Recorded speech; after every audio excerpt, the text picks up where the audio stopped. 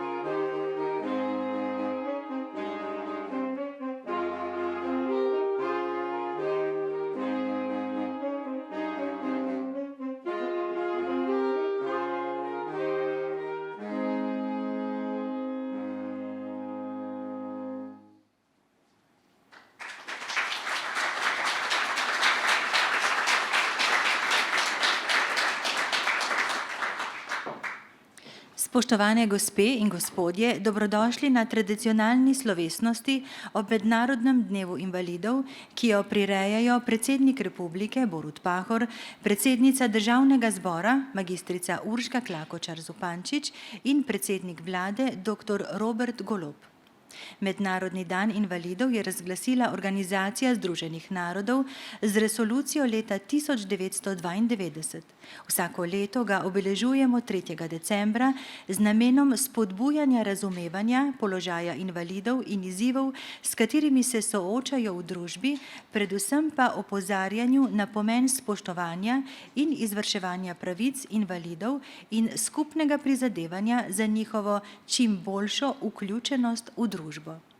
Ob tej priložnosti med nami vljudno pozdravljamo predstavnice in predstavnike invalidskih organizacij ter visoke goste.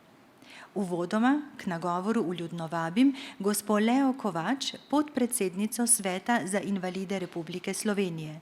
Svet, ki deluje kot obvezni posvetovalni forum o vprašanjih invalidske politike, sestavljajo predstavniki reprezentativnih invalidskih organizacij, predstavniki strokovnih institucij z področja invalidskega varstva ter predstavniki Vlade Republike Slovenije. Spoštovana gospa Kovač, beseda je vaša.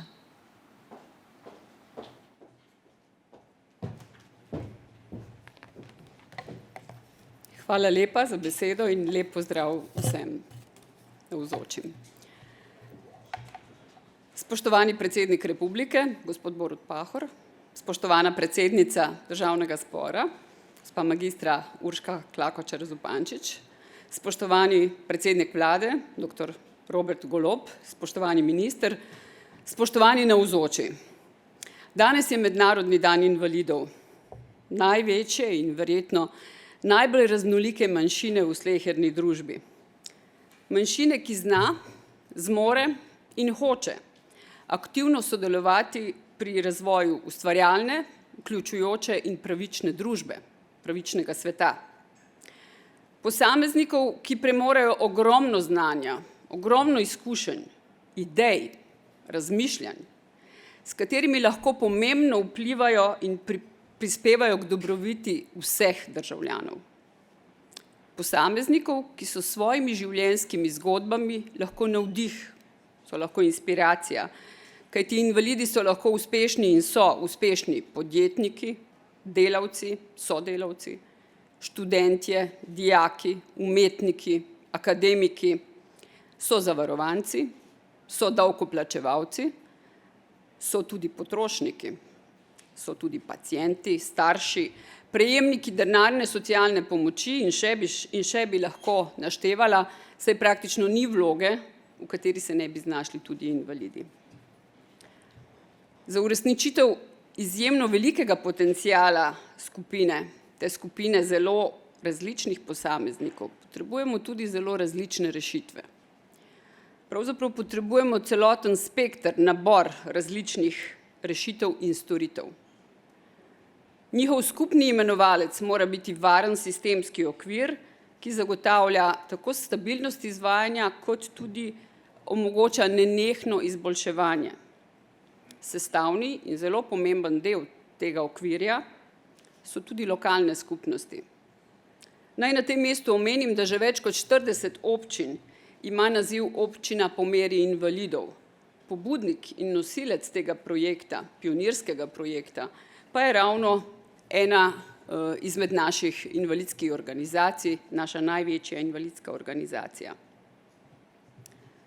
Dejstvo je, da inovativne tehnološke rešitve dnevno spreminjajo način delovanja, način življenja vsakega izmed nas, celotne družbe, in to seveda velja tudi za invalide. Digitalizacija, podporne storitve in tehnologije odpirajo marsikatera nova vrata. Zavedanje o potrebi po dostopnosti tako grajenega okolja, prometa, informacij, komunikacij, izobraževanja, ne nazadnje tudi proizvodov in storitev, tudi narašča. Pri tem pa je potrebno upoštevati ne samo specifiko določenih ovir, ki izhajajo iz določene vrste invalidnosti, ampak tudi specifiko in lastnosti vsakega posameznika z invalidnostjo. Njegove sanje, njegove želje, njegove motive, njegove cilje. Sicer se nam lahko zgodijo tudi zelo različne hitrosti razvoja in vse večji razkorak tako znotraj same skupine invalidov oziroma posameznih skupin invalidov, kot tudi navzven. Eni bodo lahko vedno bolj, drugi vedno manj vključeni. Inovacije so seveda nujno potrebne tudi na področju socialnega varstva. Kakšne?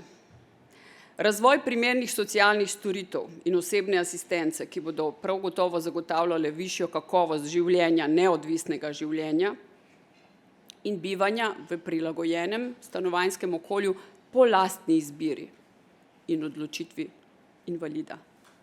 Deinstitucionalizacija je vsekakor del tega procesa, ni pa edini del, na katerega je treba biti pozoren. Spremembe na trgu dela ravno tako vplivajo na posebne oblike zaposlovanja invalidov, invalidska podjetja, zaposlitvene centre, zato bo nujno posodobiti, redefinirati tako zaščitne kot tudi podporne oblike zaposlovanja in seveda storitve, ki jih omogočajo. Pri tem na prvem mestu mora biti kakovost zaposlitve, ne glede na vrsto okolja, v katerem se je zaposlitev realizirala. Sestavni del Stabilne podporne mreže in storitev, ki omogočajo kakovostno vključevanje invalidov na trg dela, so tudi strokovni delavci na področju zaposlitvene in poklicne rehabilitacije. Člani rehabilitacijskih komisij, rehabilitacijski svetovalci, izvajalci storitev in še bi lahko naštevala. Svoje izjemno zahtevno delo opravljajo strokovno, opravljajo srčno, predano, a je njihov prispevek pogosto spregledan. Njihov položaj v matičnih ustanovah pa podoben, v marsičem podoben položaju invalidov v družbi. Nevidni smo. Kljub predanosti in zavezanosti ciljem in namenu rehabilitacije iščejo nove priložnosti in se zaposlujejo na drugih področjih socialnega varstva, zdravstva in šolstva. Njihovo število se zmanjšuje iz dneva v dan. Mreža tako ostaja podhranjena, strokovni delavci pa preobremenjeni in izgoreli. Verjamem, da zmoremo boljše in drugače. Ali za uresničitev izboljšav in inovacij vedno potrebujemo nove zakone, nove predpise? Ne nujno. Nujna pa je komunikacija, večja gostota in večja kakovost dialoga med posameznimi deležniki, ki so ustvarjajo to podporno mrežo, vključno z invalidi. Uvodoma smo že slišali, kakšen organ je Svet za invalide, neodvisen tripartitni organ, ki ga sestavljajo tako predstavniki reprezentativnih invalidskih organizacij, predstavniki strokovnih institucij, jaz sem danes v tej vlogi, ter predstavniki seveda Vlade Republike Slovenije. V smislu sestave predstavlja ta organ unikum v slovenskem prostoru. In ravno ta sestava omogoča še kako potreben dialog pri celostni obravnavi in spremljanju uresničevanja konvencije o pravicah invalidov. Pri delu z ljudmi, pri delu z invalidi, s posamezniki, je osnovno strokovno izhodišče že več kot eno desetletje celostna obravnava in timski pristop. Na sistemskem nivoju pa lahko takšno vlogo lahko opravlja neodvisen organ, katerega sestavni del so seveda tudi invalidi in tudi strokovni delavci. V imenu Sveta za invalide vam čestitam Mednarodni dan invalidov, torej vsem invalidom, vsem državljanom, ki živite in delate z invalidi, kot tudi vsem tistim, ki se aktivno zavzemate za dosledno uresničevanje njihovih pravic. Hvala lepa.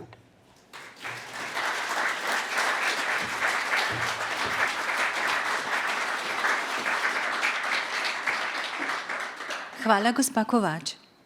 K nagovoru vljudno vabim magistrico Matejo Toman. Magistrica Toman je predsednica Društva distrofikov Slovenije in predsednica Sveta za invalide Republike Slovenije, danes pa nas bo nagovorila kot predsednica Nacionalnega sveta invalidskih organizacij Slovenije.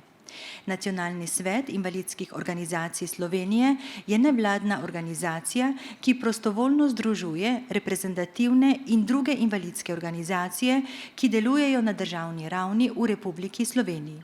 Nacionalni svet združuje 25 invalidskih organizacij, 98,5% vseh in zastopa interese več kot 118 tisoč slovenskih invalidov. Nacionalni svet je tudi član Evropskega invalidskega foruma. Spoštovana magistrica Toman, izvolite, prosim.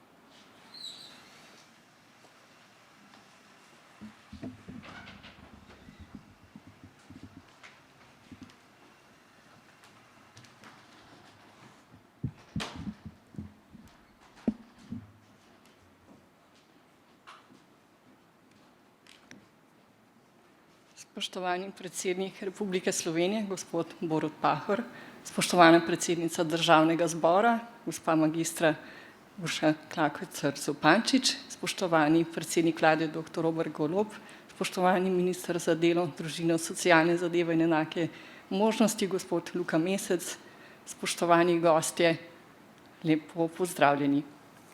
Kot smo slišali že v uvodu, je Mednarodni dan invalidov 3. december razglasila Organizacija Združenih narodov že pred 30 leti. Vsako leto ga obeležujemo z namenom osveščanja o tem, da smo del družbe tudi invalidi, ki ne želimo biti zgolj pasivni prejemniki socialne pomoči, socialne podpore, temveč vstopamo v aktivno vlogo sooblikovalcev družbenega dogajanja našega okolja, v katerem živimo. Slovenski invalidi se povezujemo v reprezentativnih in drugih invalidskih organizacijah, ki niso le prostor za izmenjavo naših izkušenj, ampak z izvajanjem posebnih socialnih programov in dejavnosti pomembno prispevajo k ustvarjanju enakih možnosti, podpirajo aktivno in neodvisno življenje invalidov ter z različnimi storitvami dopolnjujejo vlogo države na področju uresničevanja pravic invalidov. Nacionalni svet invalidskih organizacij Slovenije spremlja uresničevanje pravic, ki zavezujejo našo državo na podlagi Konvencije Združenih narodov o pravicah invalidov ter na podlagi ustave in drugih mednarodnih in nacionalnih pravnih virov. Opozarja na diskriminacijo, družbeno-ekonomski položaj invalidov in na pomen zagotavljanja njihovih enakih možnosti. Skladno z načelom ničesar o invalidih brez invalidov ter ob strokovnem znanju in izkušnjah, ki so se v večdesetletnem delovanju akumulirali v invalidskih organizacijah, utemeljeno pričakujemo, da so predstavniki invalidskih organizacij tvorno vključeni v procese oblikovanja sistemskih celostnih rešitev in drugih ukrepov na vseh področjih, ki so relevantna za invalide. Želimo si, da bi tudi odločevalci prepoznali konstruktivno vlogo, ki jo lahko imajo invalidske organizacije pri oblikovanju enakopravne, sodobne, pravične in vključujoče družbe za vse. Upamo, da bo to nalogo povezovanja med predstavniki Vlade Republike Slovenije in invalidskimi organizacijami uspešno izpolnjevala fokalna skupina, ki je bila ustanovljena pred kratkim na pobudo predsednika Vlade. Dela ji zagotovo ne bo zmanjkalo, saj je dejstvo, da pravice invalidov niso uresničene v polni meri, čeprav so določene z ustavo, zakoni in konvencijo Združenih narodov o pravicah invalidov. Aprila 2023, torej prihodnjo pomlad, bo minilo že 15 let od ratifikacije te konvencije v slovenski pravni red.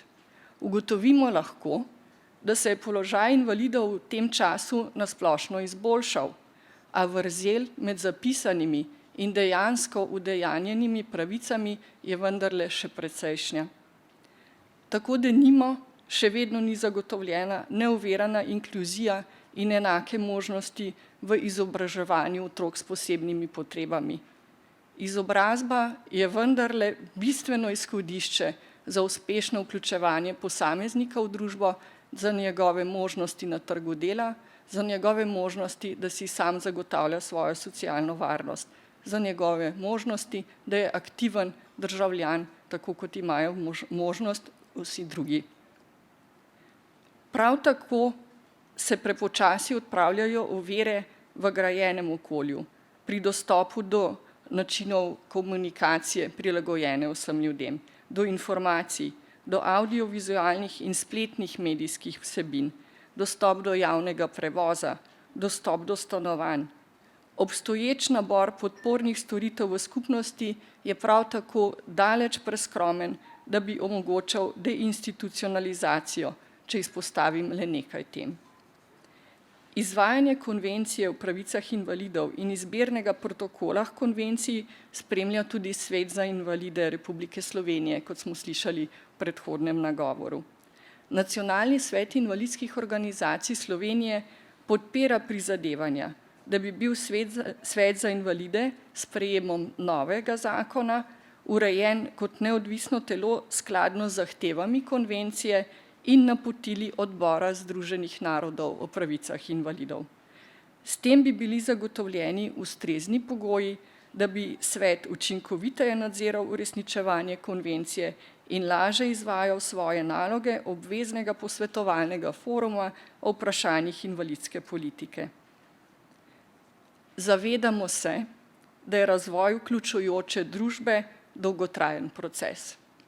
Povezan je tudi z vprašanjem ekonomskih posledic, ki jih prinaša zagotavljanje pravic. Morda pa bi se morali vprašati drugače. Ali si lahko kot država, ki se v ustavi deklarira kot pravna in socialna, ki želi biti sodobna družba 21. stoletja, privoščimo, da ne uresničimo zapisanih temeljnih človekovih pravic vsem? Naj bo današnji dogodek ob Mednarodnem dnevu invalidov hkrati priložnost, da se iskreno zahvalim vsem posameznikom in institucijam, ki s svojim delovanjem spodbujajo enakopravno, aktivno in neodvisno življenje invalidov ter se zavzemajo za oblikovanje vključujoče in pravične družbe. Iskreno čestitam vsem, ki obeležujete praznik invalidov. Hvala.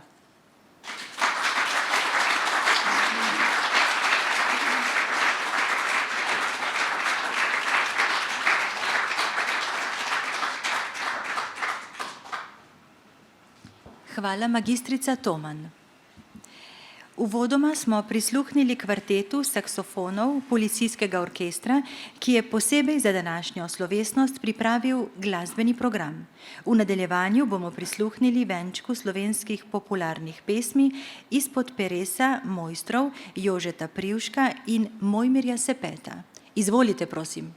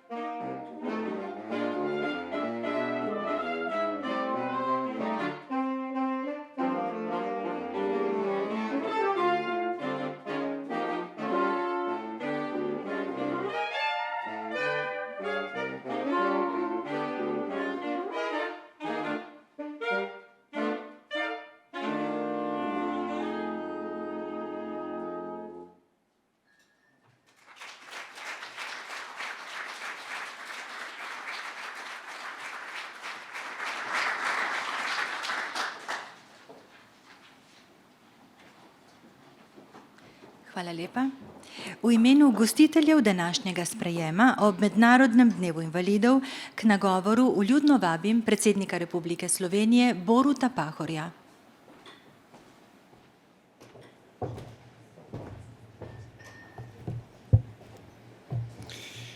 Spoštovana predsednica Sveta za invalide Republike Slovenije in Nacionalnega sveta invalidskih organizacij Slovenije, visoki gostje, gospe in gospodje. Naj vas v imenu predsednice Državnega zbora, predsednika vlade, ministra in v mojem imenu pozdravim na letošnjem sprejemu ob Mednarodnem dnevu invalidov. Mimogrede, če odštejemo nekaj najpomembnejših državnih praznikov, ko se zbere ves državni vrh, potem je samo še ena prireditev v celem letu, kjer smo navzoči prav vsi trije in še kakšen od ministrov, običajno pristojen za delo, družino, socialne zadeve in enake možnosti, in to je Mednarodni dan invalidov. Skozi leta sem spoznal, da gre verjetno za nek protokolarni poklon največji manjšini v Sloveniji, vendar se je izkazalo, da se tudi sicer obrestuje. Ne vedno tako, kot ste predsednica rekli, kot ste gospa Kovač, podpredsednica, rekli v vsem in takoj, ampak med institucijami oblasti v Sloveniji vlada nek konsens, da je potrebno vaše pripombe, vaše nasvete, vaša pričakovanja, tudi vaše kritike imate resno in da je potrebno njih, kolikor je to mogoče, doseči tudi soglasje in jih uveljaviti. Prazniki in posebni dnevi v letu so letos končno po dolgem času priložnost, da se tudi osebno srečamo. 2 leti zapored se nismo. Da ocenimo doseženo in se tudi z željami ozremo v prihodnost. Mednarodni dan invalidov je zame vedno bil več kot samo nek dan, tudi protokolaren dan v letu, ki je posvečen osebam z invalidnostjo. Ker poteka prav na začetku meseca lepih želja in tihih pričakovanj, je hkrati čudovita priložnost, tako službena kot intimna, tudi zato, da se skupaj ozremo v prihodnost in si glede teh pričakovanj prisluhnemo. Slovenija pri upoštevanju mednarodnih zavez glede pravic invalidov sicer ne zaostaja za najrazvitejšimi državami.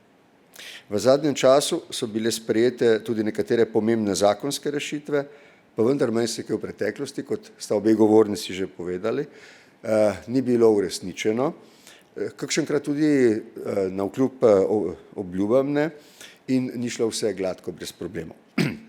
Zato je prav, da na napake in težave številni posamezniki, zlasti pa društva in združenja invalidov tudi nenehno opozarjate in danes je primeren dan, ko upamo, da bodo vaša opozorila dosegla tudi širšo javnost. Tako počasi vendarle vsi dojemamo, razumemo, da je pravi obraz države samo tisti, ki ga seveda, to kot vedno rečemo, kaže do posebej ranljivih skupin njenih ljudi. Rad bi pozdravil prizadevanja varuha človekovih pravic, ki z vsakoletnimi priporočili glede položaja in pravic invalidov opozarja vse državne organe in institucije na napake in težave. To počne tudi pristojna komisija v Državnem zboru, gospa predsednica Državnega zbora. Prav tako bi izkoristil priložnost, da bi se zahvalil zagovorniku načela enakosti, ki med drugim ugotavlja, da se še danes, pravzaprav ta hip, pri gradnji pomembnih javnih objektov dogaja, da ni urejen dostop za invalide. Diskriminacija zaradi invalidnosti je nedopustna, dobiti mora takojšen odziv, postati družbeno nesprejemljiva in tudi to se je prav v teh dneh tudi zgodilo. Predvsem bi rad poudaril, da moramo vsi na prvo mesto vedno in znova postaviti dostojanstvo. To je bila vedno ena od vaših pomembnih zahtev, poudarkov. Dostojanstvo, ki se ga vsakdo zasluži in ki pripada vsakomur brez izjeme. Tisti, ki so že sicer prikrajšani zaradi različnih osebnih okoliščin, pa krivice in nespoštovanja občutijo še bolj kot drugi. Na nas je, mislim, da obvelja nek splošen čustveni in politični konsens, da se to ne sme dogajati. Pomagajmo vsi skupaj odpravljati nevidnost oseb s posebnimi potrebami, ki so bile predolgo skrite za domačimi 4 stenami ali zidovi posebnih institucij. Tudi o tem ste, predsednica, govorili. Marsikje vam je uspelo stopiti na plan in pokazati številne sposobnosti, ki marsikdaj presegajo sposobnosti zdravih ljudi. Zato gre zahvala vsem v našem skupnem imenu, ki si za to prizadevate, ki zaposlujete invalidne osebe, jim dajete priložnost in možnost ne samo, da so vidne in slišane, ampak da pokažejo svoje številne talente. K temu so bila posebej usmerjena tudi moja 10-letna prizadevanja pri opozarjanju na ovire in težave, s katerimi se srečujete. Z mnogimi med vami, spoštovane gospe in gospodje, z mnogimi posamezniki, predstavniki združenj, smo se v vseh teh letih večkrat srečevali, tako na vsakoletnih vsebinskih posvetovanjih, kot na številnih drugih dogodkih in prireditvah. Z njimi sem skupaj z vami želel javno opozoriti javnost na vaš položaj, pa tudi in predvsem na vaša dragocena prizadevanja ter izjemne rezultate, ki ste jih dosegli na posameznih področjih, na kar smo lahko kot družba zelo, zelo ponosni. Od športa, znanosti, kulture in na vseh drugih področjih. Prav je, da najširša javnost lahko opazuje vaše delovne rezultate, ki izboljšujejo našo družbo. Jo delajo bolj vključujočo, bolj solidarno in nenazadnje bolj človeško. Mislim, da si vsi mi, ki smo danes vaši gostitelji, štejemo v zadovoljstvo, da se vam podeljujejo visoka državna odlikovanja posameznikom in društvom, ker s svojimi dosežki in zaslugami pripomorete k kvalitetnejšemu vključevanju v družbo in vsakodnevno življenje številnih med vami. Osebno sem bil zelo vesel, da sem imel možnost podeliti jabolka navdiha številnim posebej navdihujočim med vami, nazadnje pred dnevi, na dan slovenskega znakovnega jezika 14. novembra, katerega uvedbo smo vse institucije z veseljem podprli na predlog Zveze društev gluhih in naglušnih iz leta 2014. Skupaj smo se 27. maja lansko leto veselili rezultata naših skupnih prizadevanj za vpis slovenskega znakovnega jezika in jezika gluhoslepih v ustavo. Tukaj bi se rad posebej zahvalil državnemu zboru. To je bil posebej pomemben dan, saj sprejeta ustavna sprememba predstavlja posebnost v pravni teoriji in praksi tako v Evropi kot v svetu. Osebno mi ostaja v spominu moj obisk pri društvu paraplegikov v Prekmurju in Prlekiji, kjer smo si lahko ogledali prvi učni čebeljak na svetu prilagojen za invalide na vozičku. Mnogi, še posebej otroci iz različnih šol in ustanov, so obiskali predsedniško palačo. Njihovo vznemirjenje in veselje ob obisku je bilo ganljivo in hkrati navdihujoče. Predvsem pa smo imeli vsi skupaj en cilj. Naša skupnost, naša domovina mora biti vključujoča skupnost za vsakogar. Prav zaradi razlik med nami moramo vzpostaviti pogoje, da smo vsi enakovredni, enakopravni in enako spoštovani. Predvsem pa, kot je bilo danes že rečeno, da imamo vsi vsaj približno enake možnosti, da uveljavimo naše človeško dostojanstvo in naše talente. Samo na ta način bomo vsi, ne glede na naše osebne okoliščine, bogatejši in naša skupnost boljša. Na koncu, hvala vsem, ki vam pomagajo doma ali v posebnih ustanovah, društvih in združenjih, odločevalcem, ki vedo, zakaj je nujna posebna tenkočutnost in skrbnost pri sprejemanju in uresničevanju zakonodaje, in vsem vam, ki ste tudi v imenu tistih, ki niso mogli ali zmogli, prišli danes na Brdo, da skupaj počastimo vaš in naš dan. Naj vam izrazim moje najboljše želje ob bližajočih se praznikih in srečno v letu, ki prihaja. Hvala za vašo pozornost.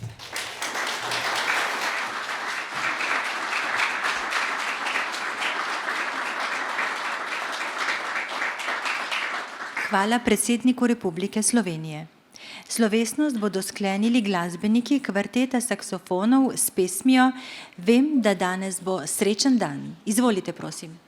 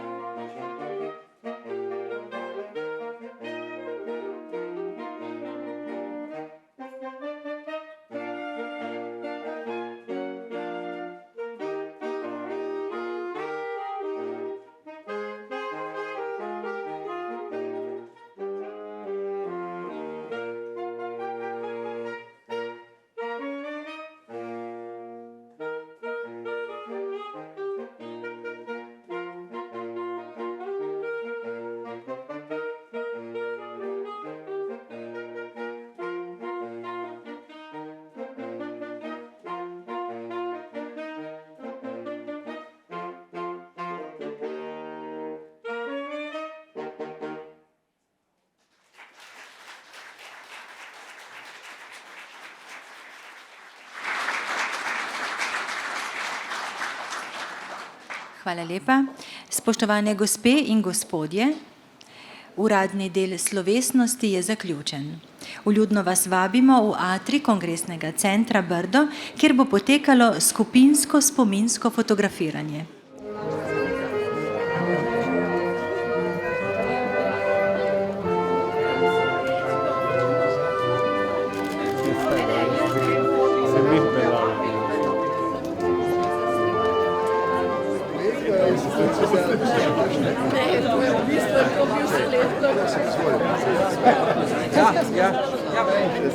Upam, da se bova še kaj srečala.